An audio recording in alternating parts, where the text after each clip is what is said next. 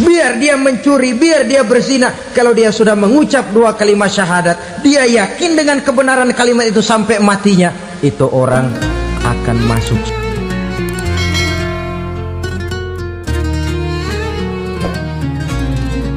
Assalamualaikum warahmatullahi wabarakatuh.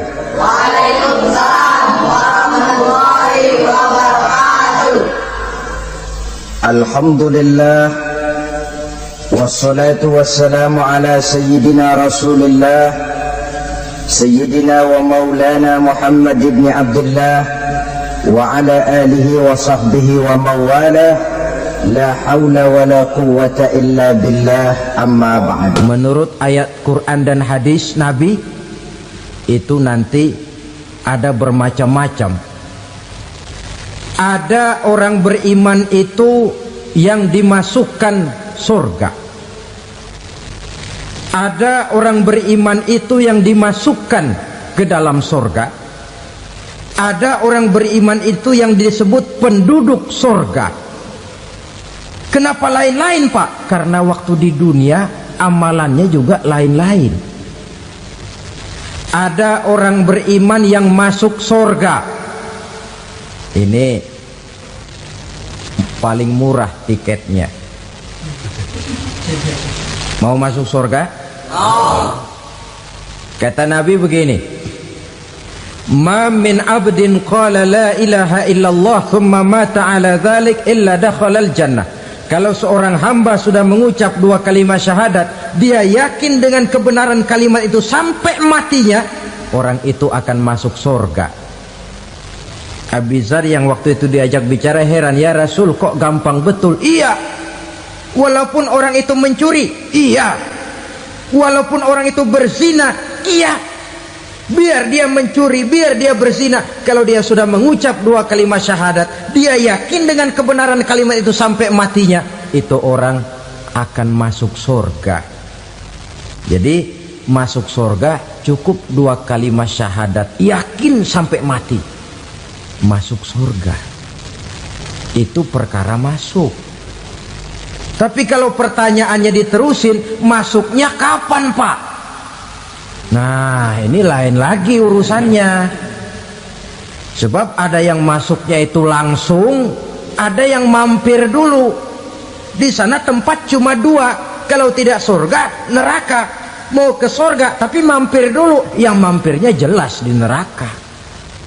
Kenapa? Dalam hadis qudsi ada riwayat, nanti itu di akhirat, setelah Allah selesai mengatur penduduk surga masuk surga, yang neraka masuk neraka, Allah berkata kepada malaikat Malik, malaikat Malik, labaik ya Allah, itu bajingan-bajingan tengik, manusia-manusia durjana yang waktu di dunia tidak mau sujud, jauh dari ulama, gemar melakukan yang munkarat dan maksiat, hidup di tengah masyarakat selalu jadi bibit keonaran, kufur, sudah masuk neraka semua. Sudah ya Allah. Nah, kalau sudah, coba sekarang kamu masuk, Malik. Saya, iya, masuk neraka. Mau apa ya Allah? Kata Allah, akhriju minan nar man kana fi qalbihi misqala habbatin min khardalin min iman. Kau masuk neraka, cari di dalam neraka orang-orang yang ada imannya walaupun kecil sebesar biji zarah, angkat mereka keluar. Masuk malaikat Malik ke neraka, cari orang yang ada imannya, korek-korek. Ya repot, udah pada gosong. Yang ada imannya diangkat ke atas, yang ada imannya diangkat ke atas, lalu dimandikan di Nahrul Hayat, namanya sungai kehidupan di akhirat nanti. Cakep lagi rupanya, bersih lagi wajahnya, apel di hadapan Allah. Kata Allah, bagaimana mas? Kapok nggak sampean? Kapok ya Allah. Nah, kalau kapok, idhab fadkhulil jannah, pergi masuk surga sana. Berangkat mereka ke surga, ketemu sama teman-temannya yang udah sampai lebih dulu, yang nggak pakai mampir lagi. terjadi dialog. Kata teman-temannya yang udah pada nyampe duluan, Mas, iya, emang baru sampai? Saya baru sampai. Memang mampir di mana dulu, Mas? Kita sudah lama sampai di surga. Saudara buka surah Al-Muddatsir ayat 34-35. Ma salakakum fis saqar? Kenapa kamu mampir di neraka Saqar? Qalu lam naku minal musallin. Mereka menjawab, kami mampir di neraka Saqar, Mas, gara-gara dulunya kami waktu di dunia tidak pernah sholat. Tidak pernah sholat? Tidak pernah. Kan rumahnya dekat masjid. Cuma dekat doang, Mas. Sholat mah enggak saya. Enggak pernah ngasih makan fakir miskin, enggak pernah hadir di majelis taklim, pendeknya enggak pernah melakukan kebajikan. Maka saya pun mampir di neraka Saqar. Untung betul saya punya iman, Mas, sedikit. Waktu hidup di dunia dulu saya pernah mengucap 2 kalimat syahadat. Sekali-kalinya waktu mau kawin. Masya Allah. Untung saja kawin. Kalau nggak kawin polos.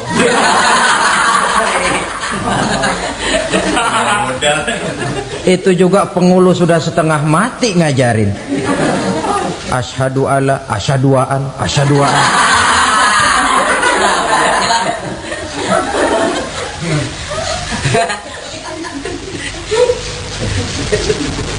Ini namanya masuk surga, ada mampir dulu.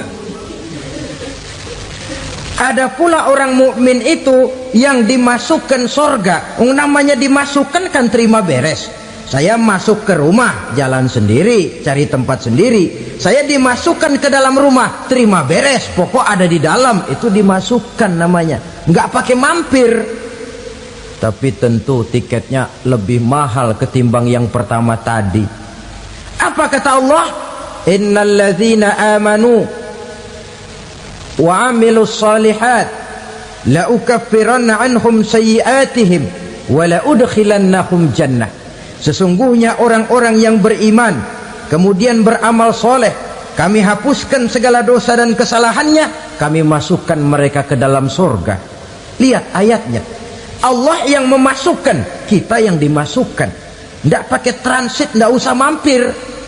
Cuma tidak cukup syahadat, tidak cukup amanu, tapi diiringi dengan wa'amilus salih. Iman, amal. Tidak cukup syahadat, lalu dibuktikan dia sholat, dia zakat, puasa, lalu dia melakukan berbagai macam kebajikan. Ini yang menyebabkan dia tidak pakai mampir di tempat yang bernama Saqar. Lalu ada pula orang mukmin itu yang disebut penduduk surga. Wah, ini sudah VIP ini. Ashabul jannah, penduduk surga. Siapa mereka? Kata Allah, innal ladzina amanu summa istaqamu fala khaufun alaihim wala hum yahzanun ulaika ashabul jannah hum fiha khalidun. Sesungguhnya orang-orang yang beriman lalu istiqamah, tetap dalam melaksanakan perintah Allah, tidak goyah, tidak labil tapi stabil, istiqamah, mereka tidak takut dan tidak bersedih hati. Merekalah penduduk surga. Iman, istiqamah. Tidak punya duit, sembayang. Banyak duit, sembayang. Miskin, sembayang. Kaya, tetap sembayang. Istiqamah. Kadang orang kalau susah rajin ke masjid, banyak duitnya ngelihat masjid melengos. Waktu miskin hamba Allah, setelah kaya jadi hamba harta. Bergeser, tidak ada nilai istiqomahnya. Saudara-saudara, dengan begitu penduduk neraka itu dua. Ada penduduk permanen, ada penduduk yang semi permanen. Yang semi permanen orang-orang beriman yang mempunyai dosa besar. Mereka masuk ke neraka untuk menerima azab sesuai dengan dosanya. Bila selesai masa azab itu, mereka akan diangkat untuk ditempatkan kembali ke dalam surganya Allah Subhanahu wa ta'ala. Nah, dikala itulah saudara-saudara ada yang disebut syafaat dari Rasulullah Sallallahu Alaihi Wasallam. Tapi tentu jangan lupa syafaat ini ibarat kain menambal dia. Kita punya kain bolong-bolong sedikit, syafaat yang menambal. Solat kita ada kurang dikit, sedekah kita ada campur riak dikit, amalan kita ada tidak karena Allah dikit. Kita berharap syafaat. Jadi biarlah kain masih bolong-bolong, yang penting punya kain. Tapi kalau kainnya tidak ada, yang ditambal apanya? Sholat tidak, puasa tidak, zakat tidak, berharap syafaat saja. Ya, terlalu berlebihan itu. Saudara hadirin yang saya hormati, apabila selesai proses penghisaban, proses penghitungan, maka dikala itulah manusia terbagi dalam dua kelompok besar.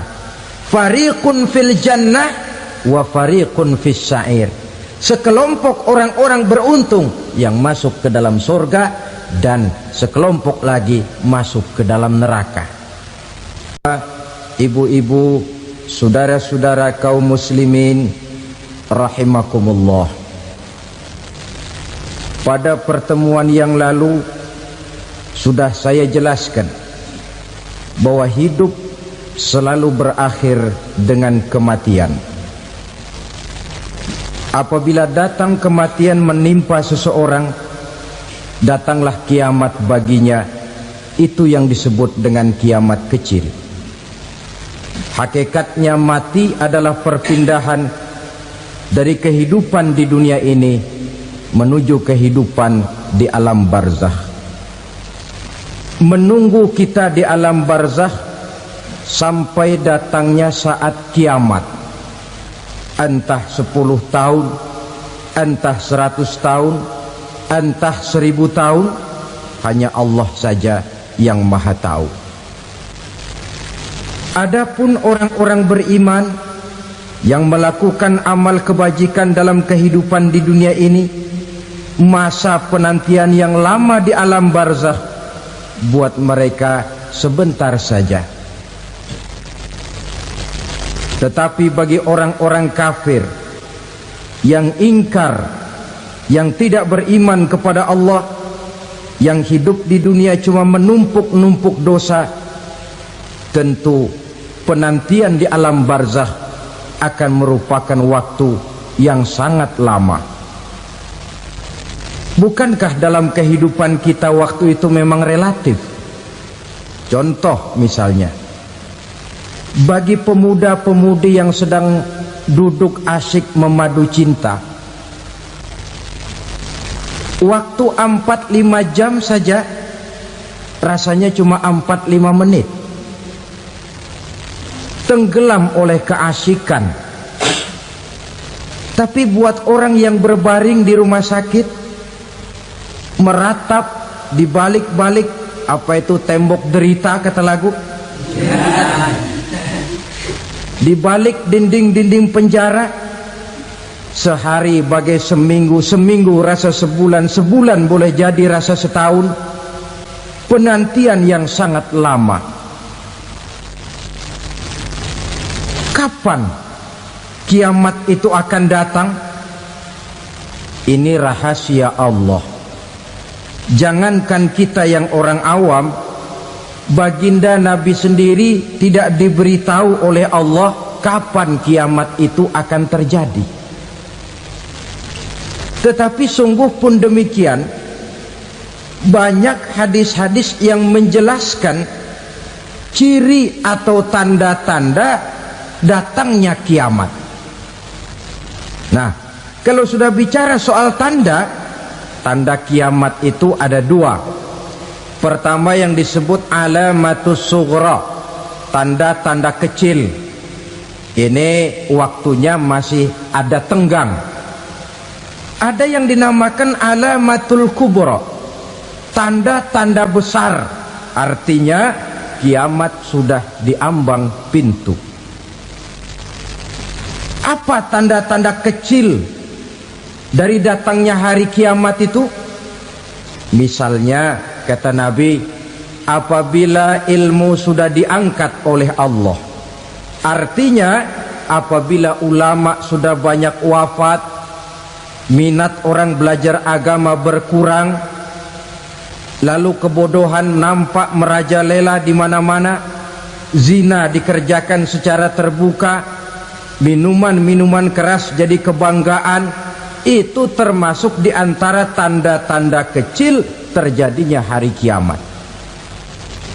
Apalagi misalnya iza waladatil ammatu rabbataha, apabila budak sudah melahirkan tuan. Apa maksudnya? Ada yang mentafsirkan apabila anak sudah bisa membudaki orang tuanya. Orang tua yang melahirkan dia, yang membesarkan dia, demi setelah si anak besar jadi orang berpangkat, bertitel, berharta, berkedudukan, jadilah orang tua itu budaknya. Sehingga sering dibilang kalau orang tua kaya, anak jadi raja. Tapi kalau anak yang kaya, orang tua sering jadi budak.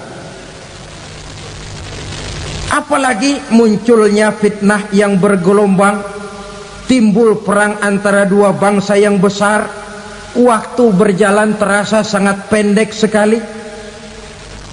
Itu merupakan tanda di antara tanda-tanda kiamat. Termasuk di dalamnya sulit membedakan mana laki mana perempuan. Kan kalau tanda-tanda kayak begini sekarang sudah banyak kita lihat kan. Ulama banyak wafat, penggantinya sulit. Zina dikerjakan berterang-terangan, minuman keras jadi kebanggaan, banyak anak membudaki orang tuanya, sulit membedakan mana laki mana perempuan.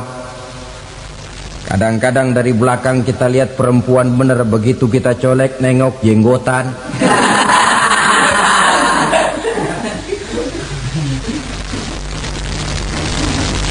Ini termasuk tanda-tanda kecil, masih ada tenggang sampai akan terjadinya kiamat itu. Nah, yang dimaksud dengan tanda-tanda besar, ini tanda besar artinya kiamat sudah diambang pintu.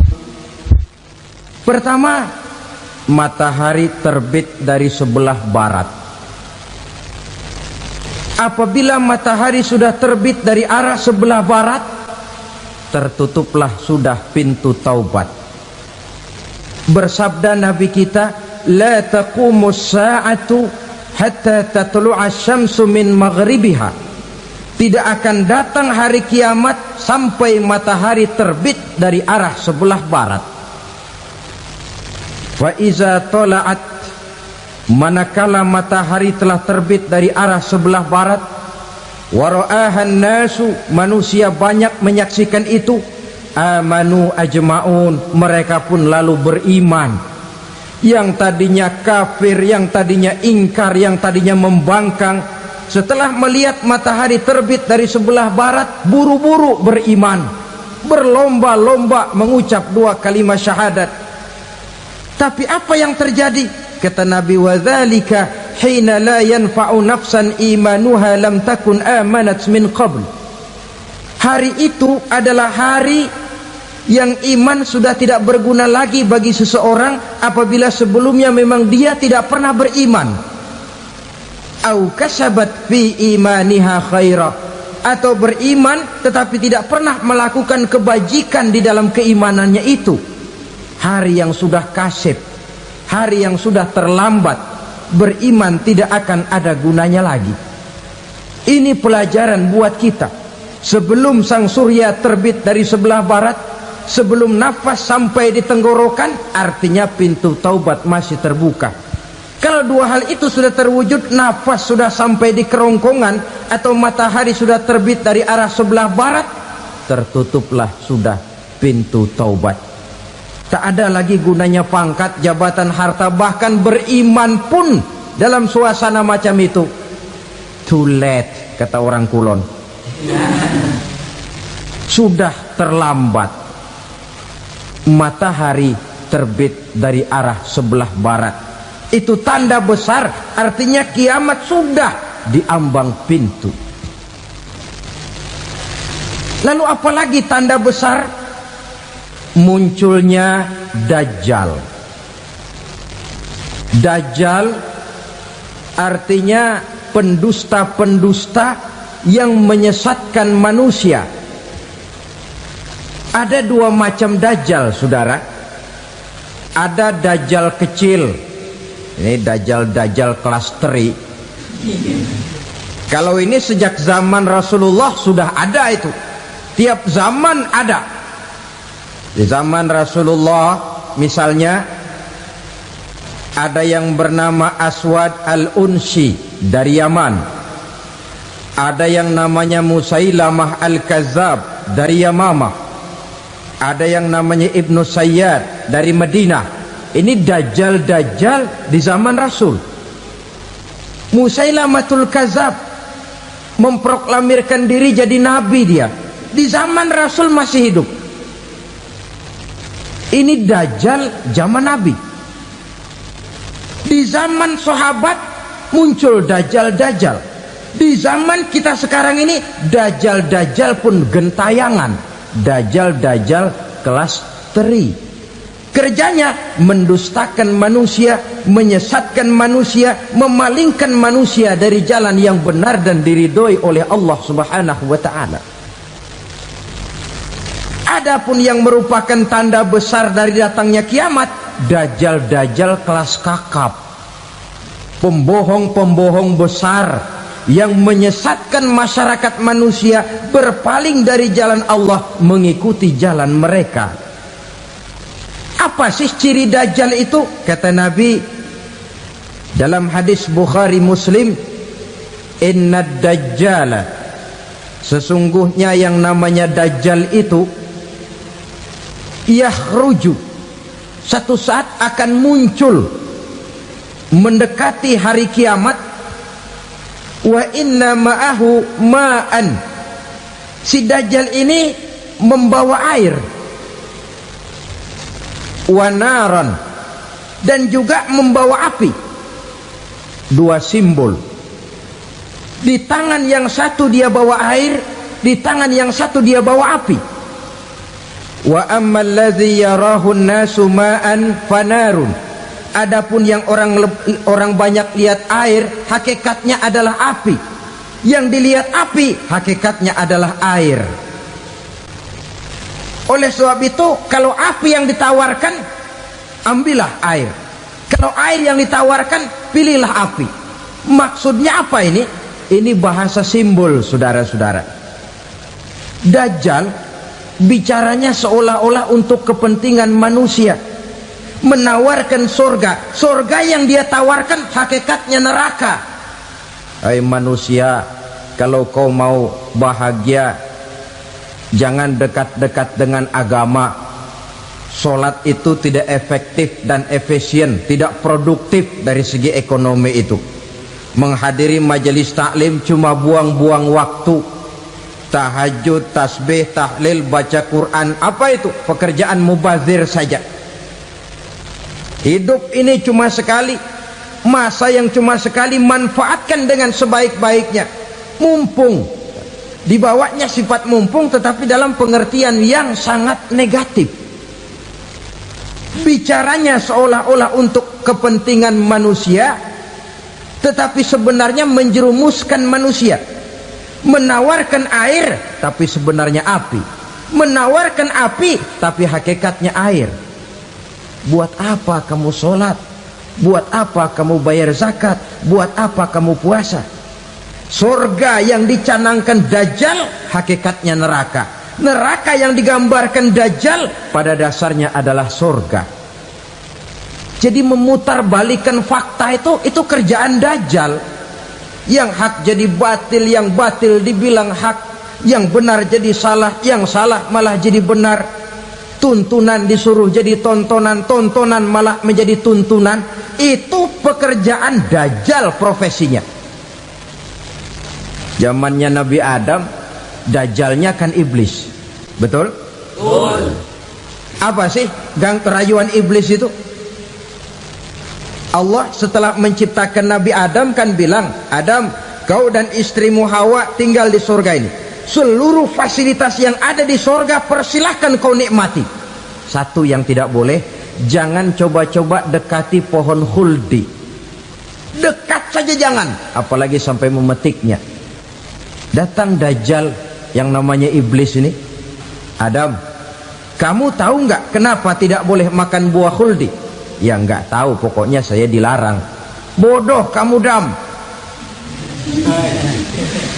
Khuldun artinya kekal.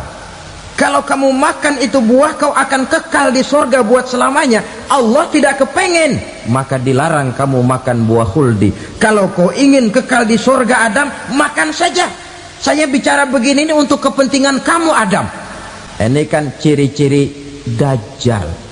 Bicaranya sih seolah-olah untuk kepentingan Nabi Adam. Hakikat sebenarnya menjerumuskan Nabi Adam supaya ingkar dan melanggar larangan dari Allah Subhanahu wa ta'ala.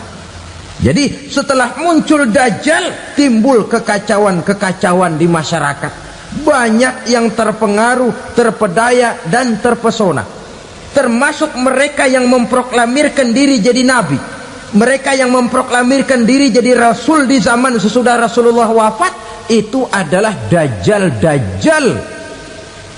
Maka saya ingatkan, kalau di zaman kita sekarang ini ada orang ngaku jadi nabi, ada orang ngaku jadi rasul, biar bahasa Arabnya kental, Quran hafal, hadis ribuan hadis hafal, biar pakai serban sampai menyengser ke tanah, bahasa Arabnya fasih, tapi dia mengaku jadi nabi, jadi rasul. Kita umat Islam wajib tidak percaya, wajib untuk tidak percaya. Itulah Dajjal zaman kita sekarang ini. Tidak mustahil mereka datang mempengaruhi orang awam supaya berpaling dari Rasulullah, mengikuti mereka. Nah, di akhir zaman nanti, mendekati hari kiamat, Dajjal ini muncul. Dajjal kelas kakap, menyesatkan masyarakat manusia untuk berpaling dari Islam, mengikuti seruan mereka. Apalagi di antara datangnya kiamat itu, tanda yang besar itu, turunnya Nabiullah Isa Al-Masih, putra Maryam. Menurut berbagai hadis yang sahih, Nabi Isa Al-Masih nanti akan turun lagi, tidak membawa risalah yang baru, tapi meluruskan risalah Islam ini yang telah banyak ditinggalkan oleh masyarakat. Bahkan ada hadis menjelaskan beliau akan membunuh Nabi, mematahkan kayu-kayu salib, lalu melaksanakan haji dan umrah mengikuti syariat Nabi Muhammad, bukan membawa agama baru. Menjadi semacam mujaddid, reformer, menyelamatkan manusia dari bisikan Dajjal. Bahkan ada riwayat yang menjelaskan bahwa Nabi Isa berhasil mengalahkan Dajjal, mengembalikan masyarakat manusia kembali kepada ajaran Islam yang datang dari Allah, dibawa oleh Rasulullah Sallallahu Alaihi Wasallam. Dengan kata lain, turunnya Nabi Isa bukan sebagai Nabi dan Rasul baru, tetapi mengikuti syariat Nabi kita Muhammad Sallallahu Alaihi Wasallam. Saudara hadirin, ibu-ibu hadirat yang saya hormati, kemudian apalagi di antara tanda-tanda besar akan datangnya kiamat itu? Keluarnya asap atau awan. Kata Nabi, inna min asyrati sa'ah dukhanan yamla'u ma bainal masyriqi wal maghrib. Di antara tanda-tanda kiamat, munculnya awan antara langit dan bumi. Ini pun diperkuat dalam surah Ad-Dukhan ayat 10. Fartaqib yauma ta'tis sama bidukhanin mubin fayughshan nas hadza azabun alim. Bagi orang-orang yang beriman, mereka biasa-biasa saja, tapi bagi orang kufur, datangnya asap dan awan ini merupakan azab yang kelewat pedih. barangkali sedikit mendekati gambaran tentang azab yang pedih ini. Saya ingatkan alam pikiran kita kepada peristiwa yang belum lama terjadi. Pernah dengar berita bocornya reaktor nuklir di Chernobyl, Uni Soviet? Pernah dengar? Bocornya reaktor nuklir di Chernobyl yang mengakibatkan ratusan bahkan sangat mungkin ribuan nyawa.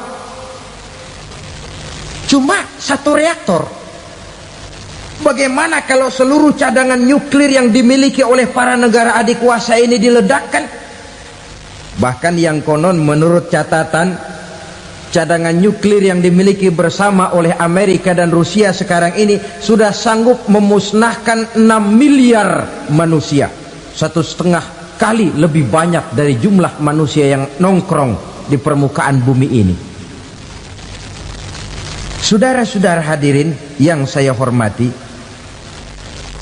lalu saat mendekati hari kiamat, apalagi tandanya setelah Nabi Isa wafat, pada saat turunnya yang kedua kali, lalu Allah meniupkan angin sejuk, semua orang-orang beriman, orang-orang baik wafat, sehingga penghuni bumi ini cuma tinggal lagi terdiri dari orang-orang kafir. Tidak ada lagi di bumi ini yang bisa mengucapkan Allah. Sehingga dalam hadis qudsi itu ada keterangan, innallaha azza wa jalla yaqulu li Israfil. Allah pernah pesan kepada malaikat Israfil, kata Allah, Israfil, idza sami'ta qailan yaqul Allah Allah fa akhirin nafakh 40 sanatan ikraman liqailiha. Hai Israfil, apabila kau dengar di permukaan bumi masih banyak orang yang mengucapkan Allah Allah, maka tunda sangkakala kiamat itu 40 tahun. Untuk apa? Ikraman liqailiha, menghormati orang yang mengucapkan Allah Allah itu. Wah, jadi karena sekarang masih banyak yang mengucapkan Allah, besar hatilah kita, masih jauh kiamat itu. Tapi jangan lupa, kiamat pribadi, kiamat kecil itu yang gak kita sangka-sangka. Ajal datang mencabut nyawa, itu kiamat pribadi, dan itu yang pasti kita hadapi, dan itu yang membuat kita tidak boleh bersikap main-main di dalam kehidupan sekarang ini. Saudara hadirin yang saya hormati, tidak ada lagi orang-orang muslim. Seluruh penduduk dunia ini kafir. Lalu terciptalah struktur sosial yang berlandaskan prinsip hidup semau gue. Bakal terjadilah prinsip di mana yang kaya menyantap yang miskin, yang kuat menindas yang lemah. Hidup sudah bagaikan di rimba belantara, berlaku hukum rimba, siapa yang kuat dia yang menang, siapa yang lemah menjadi mangsa. Timbul kekacauan, maksiat merajalela, munkarat menjadi-jadi, sehingga isi bumi ini penuh dengan segala macam perbuatan dosa. Tidak ada perlunya lagi alam diperpanjang temponya. Datang saat yang sudah dijanjikan oleh Allah Azza wa Jalla, maka terjadilah yang disebut kiamat kubra, kiamat besar, kiamat ancur-ancuran. Bagaimana kejadian ini dimulai? Dalam surah Az-Zumar ayat 68, Allah Subhanahu wa taala berfirman, wa nufikha fis suri fasa'iqa man fis samawati wa man fil ardi illa man sya'allahu. Maka manakala ditiuplah sangkakala, terkejutlah seluruh yang ada di langit dan seluruh yang ada di bumi. Bila saat kiamat datang, Allah perintah malaikat Israfil, Israfil, tiup sangkakalamu. Ditiuplah sangkakala oleh malaikat Israfil. Yang akibat daripada tiupan itu, seluruh yang ada di langit, seluruh yang ada di permukaan bumi terkejut. Yang ada di langit siapa? Malaikat kan. Bayangin aja kalau malaikat kaget, apalagi kita. Terkejut seluruh makhluk yang ada di bumi, yang ada di langit mendengar suara sangkakala itu. Bunyinya tidak sanggup kita bayangkan dahsyatnya. Ledakan nuklir, ledakan neutron, belum apa-apa ketimbang bunyi sangkakala malaikat Israfil ini. Nah, lalu mendengar bunyi sangkakala ini, gemparlah makhluk, kacaulah alam. Bumi gempa, planet-planet bertabrakan, gunung meletus, air laut tumpah ke darat, angin topan bertiup, halilintar menyambar. Lalu semua yang bernama hidup mati total. Mati bareng tanpa persiapan. La haula wala quwata illa billah. Saya kadang-kadang dalam tafakur bermohon, ya Allah, mudah-mudahan saya nggak nemuin kiamat beneran. Ngeri. Tidak bisa kita bayangkan macam apa suasana seperti itu. Allah saja banyak memberikan gambaran, misalnya Al-Qari'ah, wa mal qari'ah, wa ma adraka mal qari'ah. Kejadian yang menggemparkan. Tahukah kamu apa kejadian yang menggemparkan itu? Yauma yakunun nasu kal farasil mabsus wa takunul jibalu kal ihnil manfus. Pada saat itu manusia berterbangan bagai kupu-kupu, gunung berterbangan seperti kapas ditiup angin. Gunung saja macam kapas, konon lagi manusia. Kematian total, mulai semut sampai gajah mati, jin mati, iblis mati, malaikat mati. Malaikat saja mati. Saudara hadirin yang saya hormati, kematian total yang tanpa persiapan. Orang bilang, Pak, kalau mati bareng begitu yang repot malaikat maut dong ya. Cabut sana, cabut sini. Itu kalau menurut logika kita, mestinya begitu menurut logika. Tapi logika juga yang nggak perlu serepot itu. Sebab untuk mematikan listrik di wilayah DKI, di wilayah Jakarta, nggak perlu tiap rumah didatengin, matiin, ya lama. Cukup dari kantor pusatnya saja PLN, tekan satu tombol, gelaplah seluruh Jakarta. Saudara hadirin yang saya hormati, kematian total. Lalu setelah kematian total, planet-planet juga mati, dalam arti tidak bergerak dan beredar. Angin mati, dalam arti tidak bertiup. Air mati, dalam arti tidak ada riak gelombang. Pokoknya semua mati. Kullu nafsin za'iqatul maut, semua yang bernafas mati. Dalam ayat lain, kullu man 'alaiha fan, semua yang ada di permukaan bumi fana. Yang kekal cuma Allah Subhanahu wa ta'ala. Yang paling belakang mati malaikat maut dan malaikat Israfil. Tapi mati juga sesuai dengan janji Allah. 40 lamanya. Tidak dijelaskan oleh Abi Hurairah 40 jam, apa 40 hari, apa 40 tahun. Hadis-hadis cuma menyebutkan 40 saja. Sunyi alam, yang tinggal cuma Allah saja lagi. Ketika itu Allah berseru-seru, katanya, limanil mulkul yauma, siapa para penguasa hari ini? Mana itu raja-raja dan penguasa? yang dulu mengaku jadi Tuhan? Fir'aun. Mana Fir'aun sekarang?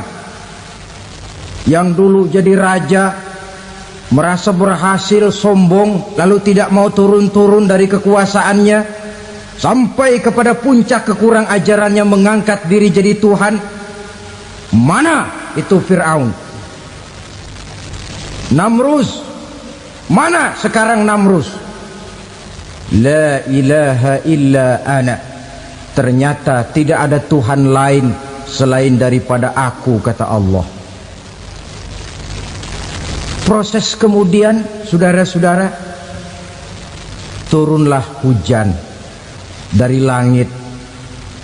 40 lamanya hujan itu. Tidak jelas juga 40 jam apa 40 hari. Setelah air turun membasahi, datanglah tiupan sangkakala yang kedua. Semua yang bernama mati bangkit dari kuburnya masing-masing. Ini yang disebut Yaumul Ba'thi, hari kebangkitan. Allahu Akbar. Pada saat kita bangkit dari kubur kita masing-masing, kumpul di padang mahsyar namanya. Bayangin aja, saya sendiri nggak sanggup bayangin. Manusia sejak zaman Adam sampai zaman kiamat kumpul bareng di tempat sama. Berapa banyaknya itu?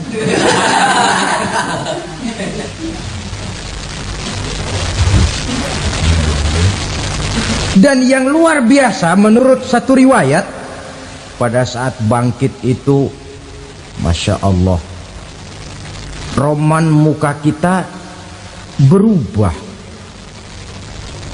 disesuaikan dengan amalan kita waktu di dunia ini. Barang siapa yang waktu di dunia amalannya itu amalan tikus, di akhirat nanti dia bangkit dari kubur, mukanya seperti muka tikus.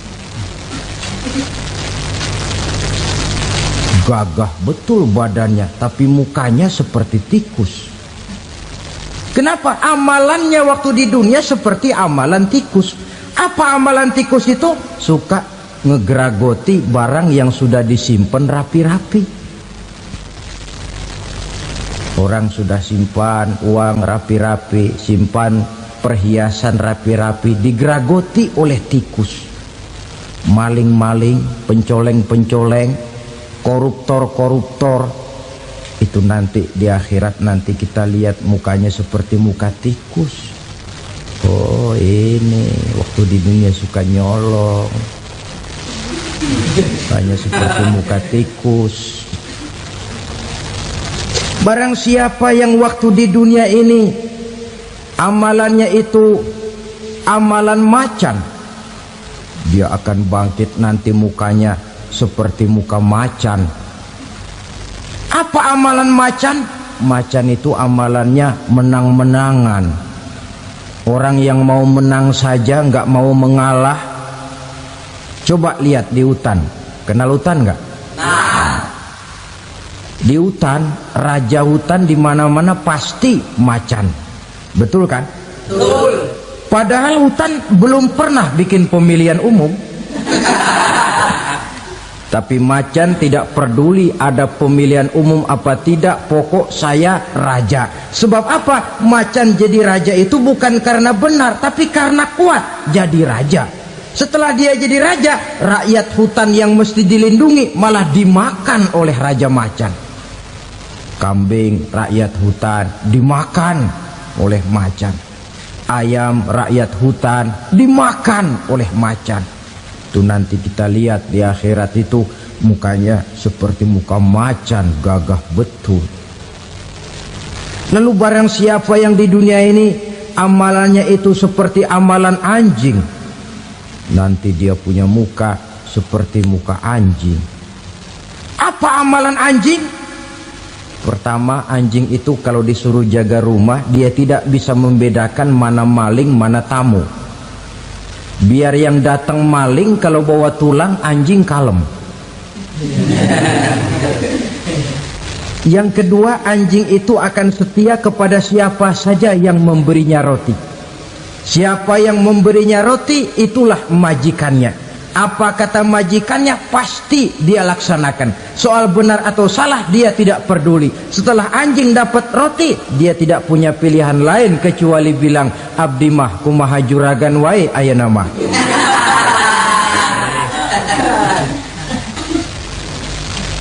Saudara hadirin yang saya hormati, berkumpul di padang mahsyar, tiap orang sibuk dengan persoalannya masing-masing. Matahari waktu itu didekatkan oleh Allah, panas luar biasa. Ada yang saking panasnya itu mencucurkan peluh keringat sampai sebatas mata kakinya. Ada yang keringatnya sampai sedengkulnya, ada yang keringatnya sampai sepusatnya, ada yang keringatnya mengalir sampai sebahunya. Ada yang kelelap oleh keringatnya sendiri, sementara orang di sampingnya nggak apa-apa. Bergantung lagi amalan dia waktu di dunia ini. Saudara-saudara, sebagian orang dalam kepanikan padang mahsyar berombong-rombong datang mereka menghadap Nabi Adam. Ya Adam, anta abal bashar. Hai Adam, Tuhan adalah bapak moyang manusia. Kami sebentar lagi akan disidang, dimintakan pertanggungan jawab. Tolonglah kami, hai Adam. Kata Nabi Adam, jangankan nolongin sampean, saya sendiri tanggung jawab di hadapan Allah. Ketika dulu tidak boleh makan khuldi, saya serobot. Sudahlah, urus diri masing-masing saja, nafsi. Begitu kata Nabi Nuh, begitu kata Nabi Ibrahim. Tiap orang bertanggung jawab sendiri-sendiri. Ketika itulah saudara-saudara, nikmatnya menjadi umat Nabi besar Muhammad sallallahu alaihi wasallam. Sebab apa? Walaupun menurut abjad kita ini umat paling belakang, paling belakang kita ini toh, karena Nabi Muhammad adalah Nabi akhir, tapi akan dihisap lebih dulu, lewat di atas sirat lebih dulu, masuk surga lebih dahulu ketimbang umat-umat belakangan. Ketika Rasul mendekati ajal, beliau tanyakan itu kepada malaikat Jibril. Malaikat Jibril berkata, Muhammad jangan khawatir, Allah sudah berjanji, inni haramtul jannata ala sairil anbiya hatta tadkhulaha anta, wa haramtuha ala sairil umami hatta tadkhulaha ummatuka. Surga aku haramkan buat seluruh nabi kecuali kalau engkau Muhammad sudah masuk ke dalamnya, dan surga aku haramkan buat seluruh umat kecuali kalau umatmu Muhammad sudah masuk ke dalamnya. Logikanya, walaupun menurut abjad kita umat paling belakang, bakal dihisap paling dulu, lewat di atas sirat paling dulu, masuk surga paling dulu, kalau mampir ke neraka juga paling dulu. Ya resiko.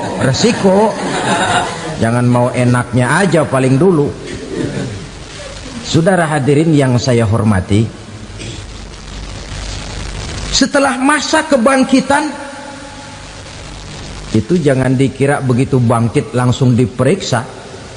Masih menunggu menanti ribuan tahun perhitungan padang mahsyar untuk sampai kepada proses yang disebut yaumul hisab, hari perhitungan.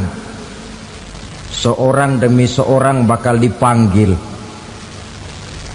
Bayangkan saja, kita se-RT saja di absen, kadang-kadang perlu waktu lama. Ini manusia sejak zaman Nabi Adam sampai datang hari kiamat, satu demi satu disidang di hadapan Qadhi Rabbul Jalil. Status sosial copot sudah waktu itu.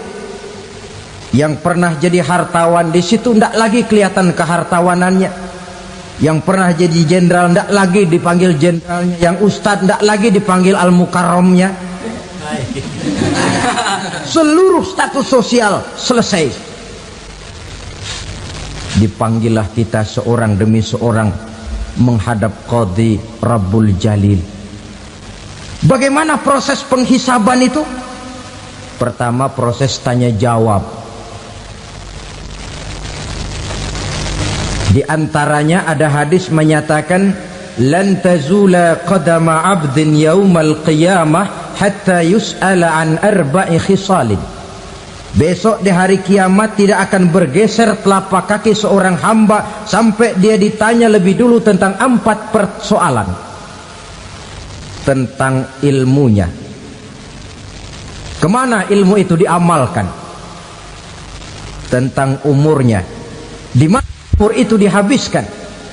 Tentang masa mudanya, kemana masa muda itu dipakai.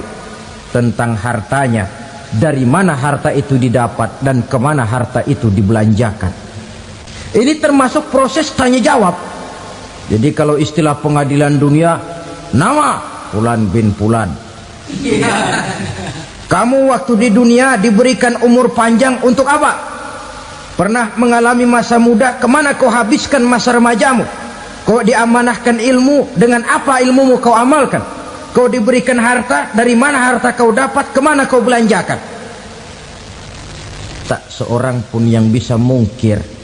Sebab apa? Dikala itu yang menjadi saksi bukan orang. Yang menjadi saksi adalah seluruh anggota badan kita. Tangan bicara, kaki jadi saksi terhadap seluruh amalan yang pernah kita kerjakan pada saat kehidupan di alam dunia ini. Selesai proses tanya jawab, lalu diperlihatkan buku catatan kita waktu hidup di dunia ini. Jangan lupa Allah itu menyiapkan 2 superkomputer kepada kita. Sebelah ditempelin sebelah kanan, yang sebelah tempelin di sebelah kiri. Komputer itu namanya Raqib dan Atid, 2 malaikat yang apabila baik kita lakukan